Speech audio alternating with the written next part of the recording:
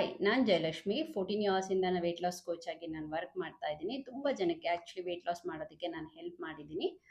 ತುಂಬ ಜನಕ್ಕೆ weight loss ಮಾಡಬೇಕಾದ್ರೆ ವೆಯ್ಟ್ ಲಾಸ್ ಸ್ಟ್ರಕ್ ಆಗಿರುತ್ತೆ. ಸೊ ವೆಯ್ಟ್ ಲಾಸ್ ಸ್ಟ್ರಕ್ ಆದಾಗ ಏನೆಲ್ಲ ಆಗ್ತಾ ಇರುತ್ತೆ ಅದ್ರ ಬಗ್ಗೆ ನಾನು ಹೇಳ್ತಾ ಇರ್ತೀನಿ. ನಿಮಗೂ ಏನಾದರೂ ವೆಯ್ಟ್ ಸ್ಟ್ರಕ್ ಆಗಿತ್ತು ಅಥವಾ ಸ್ವಲ್ಪ ಸ್ಲೋ ಆಗ್ತಾ ಇದೆ ಅಂತ ಅಂದರೆ ನೀವು ಈ ಥರ ಮಾಡ್ತಾ ಇದ್ದೀರಾ ಅಂತ ಜಸ್ಟ್ ಒಂದ್ಸರಿ ಚೆಕ್ ಮಾಡ್ಕೊಳ್ಳಿ. ಇದೇನಾದ್ರು ಮಾಡ್ತಾ ಇತ್ತು ಅಂತ ಅಂದರೆ ಆದಷ್ಟು ಸ್ವಲ್ಪ ಫೋಕಸ್ ಮಾಡೋದಕ್ಕೆ ಹೋಗಿ. ಸೊ ಆಲ್ಮೋಸ್ಟ್ ಸರಿ ಆಗತ್ತೆ ಎಲ್ಲಾನು. ಇದನ್ನ ಕರೆಕ್ಟಾಗಿ ಮೈಂಡಲ್ಲಿ ಇಟ್ಕೊಳ್ತು ಅಂದರೆ 100% ನಿಮಗೆ ಒಳ್ಳೆ ರಿಸಲ್ಟ್ ಬರೋಕ್ಕೆ ಹೆಲ್ಪ್ ಆಗ್ತಾ ಇರುತ್ತೆ. ಸಾಮಾನ್ಯವಾಗಿ ನಾವೆಲ್ಲ ಕರೆಕ್ಟಾಗಿ ಮಾಡ್ತಾ ಇರ್ತೀವಿ. ಫಸ್ಟ್ ಒನ್ನು ನಾವೆಲ್ಲ ಕರೆಕ್ಟಾಗಿ ಮಾಡ್ತಾ ಇರ್ತೀವಿ, ಹಾಗಿದ್ರೂ ವೆಯ್ಟು ತುಂಬ ಸ್ಲೋ ಆಗ್ತಾ ಇದೆ ಅಥವಾ ಸ್ಟ್ರಕ್ ಆಗಿದೆ ಅಂತ ಹೇಳೋರಿದ್ದಾರೆ. ಡೆಫಿನೆಟ್ಲಿ ಆಗತ್ತೆ ಆ ಥರ. ಎಲ್ಲ ಟೈಮಲ್ಲೂ ಒಂದೇ ಥರ ನಿಮಗೆ ವೆಯ್ಟ್ ಲಾಸ್ ಆಗ್ತಾ ಇರಬೇಕು ಅಂತ ಆಗಲ್ಲ. ಸೊ ಇದನ್ನು ಮೈಂಡಲ್ಲಿ ಇಟ್ಕೊಳ್ಳಿ. ಸೆಕೆಂಡ್ ಒನ್ ಬಂದು ತುಂಬ ಜನ ಡಿಸ್ಟರ್ಬ್ ಆಗ್ತಾ ಇರ್ತಾರೆ. ಅಂದರೆ ಕೆಲವೊಂದು ಟೈಮಲ್ಲಿ ವೆಯ್ಟ್ ಜಾಸ್ತಿ ಆಗ್ತಾ ಇರುತ್ತೆ, ಕೆಲವೊಂದು ಟೈಮಲ್ಲಿ ವೆಯ್ಟ್ ಕಡಿಮೆ ಆಗ್ತಾ ಇರುತ್ತೆ, ಅದಕ್ಕೆ ತುಂಬ ಡಿಸ್ಟರ್ಬ್ ಆಗ್ತಾ ಇರ್ತಾರೆ. ಸೊ ಇದನ್ನು ನಿಮ್ಮ ಮೈಂಡಲ್ಲಿ ಇಟ್ಕೊಳ್ಳಿ. ಅದಕ್ಕೆ ಯಾವುದೇ ಥರ ಡಿಸ್ಟರ್ಬ್ ಆಗೋ ಅವಶ್ಯಕತೆ ಇಲ್ಲ. ನೆಕ್ಸ್ಟ್ ಬಂದು ಚೀಟ್ ಮೀಲ್ ಅಂತ ಹೇಳ್ತೀವಿ.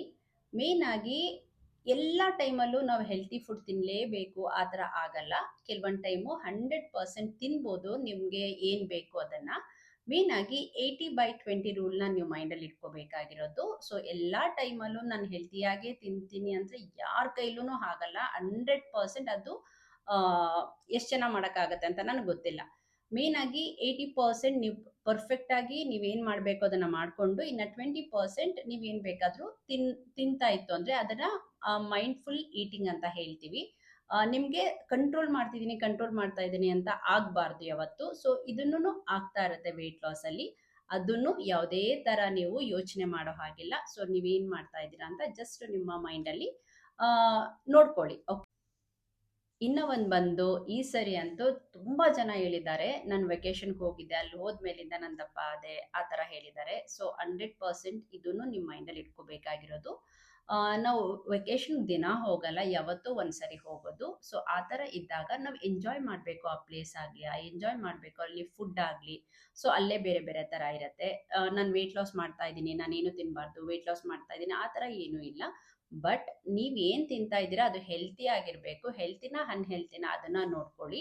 ಅಲ್ಲಿಂದ ಬಂದಮೇಲೂ ಸೊ ನೀವು ಸೀರಿಯಸ್ ಆಗಿ ಏನು ವೆಯ್ಟ್ ಲಾಸ್ ಅಂದರೆ ಜಾಸ್ತಿ ಆಗಿರುತ್ತೆ, ಅಂದರೆ ವೆಯ್ಟ್ ಗೇನ್ ಆಗಿರುತ್ತೆ, ಅದನ್ನು ವೆಯ್ಟ್ ಲಾಸ್ ಕಡೆಗೆ ನೀವು ಹೋಗಬೇಕು. ಅಂದರೆ ನಿಮ್ಮ ಗೋಲ್ ಕಡೆ ರೀಚ್ ಮಾಡೋದಕ್ಕೆ ಇದನ್ನು ಮಾಡ್ಕೋಬೇಕಾಗಿರೋದು. ಇದೆಲ್ಲಾನು ನಿಮಗೆ ವೆಯ್ಟ್ ಲಾಸ್ ಜರ್ನಿಯಲ್ಲಿ ಆಗ್ತಾನೆ ಇರುತ್ತೆ. ನೀವು ಇದು ಯಾವುದಕ್ಕೂ ತುಂಬ ಡಿಸ್ಟರ್ಬ್ ಆಗಬೇಡಿ. ನಿಮ್ದೇನು ಗೋಲ್ ಇರುತ್ತೆ ಅದನ್ನು ಫೋಕಸ್ ಮಾಡ್ತಾ ಇರಿ. ಡೆಫಿನೆಟ್ ಆಗಿ ಅದು ಆಗೇ ಆಗತ್ತೆ ನಿಮ್ಮ ವೆಯ್ಟ್ ಲಾಸ್ ಅಚೀವ್ ಮಾಡೋದಕ್ಕೆ.